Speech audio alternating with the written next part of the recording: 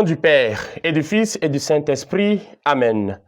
Heureuse es-tu, Vierge Marie, toi qui as cru que s'accompliraient pour toi les paroles du Seigneur. Évangile de Jésus-Christ selon saint Luc, au chapitre 1, versets 39 à 56. En ces jours-là, Marie se mit en route et se rendit avec empressement vers la région montagneuse, dans une ville de Judée. Elle entra dans la maison de Zacharie et salua Élisabeth. Or, quand Élisabeth entendit la salutation de Marie, l'enfant tressaillit en elle. Alors Élisabeth fut remplie d'Esprit Saint et s'écria d'une voix forte, « Tu es bénie entre toutes les femmes, et le fruit de tes entrailles est béni. D'où m'est-il donné que la mère de mon Seigneur vienne jusqu'à moi? Car lorsque tes paroles de salutation sont parvenues à mes oreilles, l'enfant a tressailli d'allégresse en moi.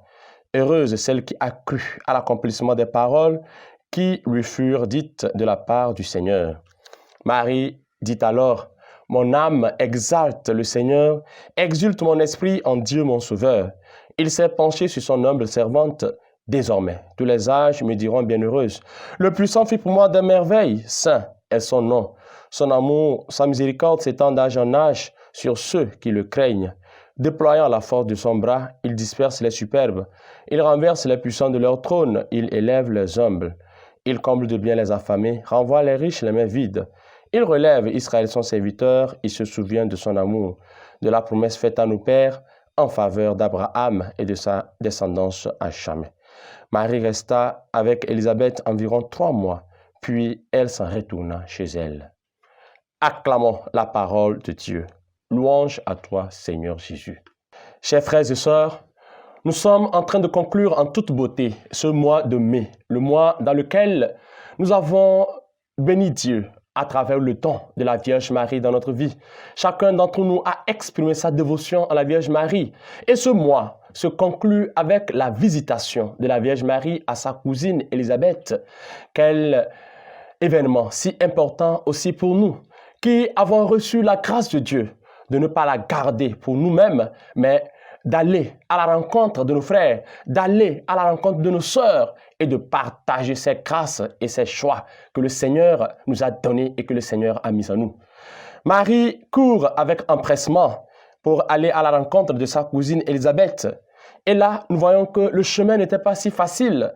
Elle a dû traverser des montagnes, grimper des montagnes avant d'arriver chez sa cousine Élisabeth. Quelquefois, nous sommes bloqués à manifester cet amour de Dieu à nos frères, à nos sœurs. Il y a des montagnes pour nous, ça peut être des montagnes de tribalisme, ça peut être des montagnes de haine, ça peut être des montagnes, des ondits qui nous empêchent de nous donner totalement pour notre frère, qui nous empêchent de nous donner totalement pour notre sœur. Et autre élément important que nous voyons est que lorsque Marie a salué sa cousine Élisabeth, il y avait une manifestation divine qui s'est produite. L'enfant a tressailli en elle. Et il y a eu une certaine communication. C'était l'enfant Jésus et l'enfant Jean qui étaient dans leur sein.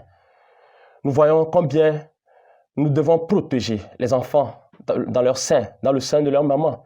Aujourd'hui, beaucoup avortent, beaucoup éliminent les enfants, les grossesses. Nous avons vu la valeur de la vie. Alors, à travers cette visitation, demandons à Dieu de nous aider à nous donner pour nos frères, à nous donner pour nos sœurs et de nous aider à valoriser la vie depuis le sein de nos mamans, que nous ne soyons pas complices des avortements dans ce monde, mais que nous soyons ceux qui promeuvent la vie et qui aident les autres à comprendre le bien fondé du temps de la vie à nous, l'humanité, à nous les hommes. Loué soit Jésus-Christ à jamais.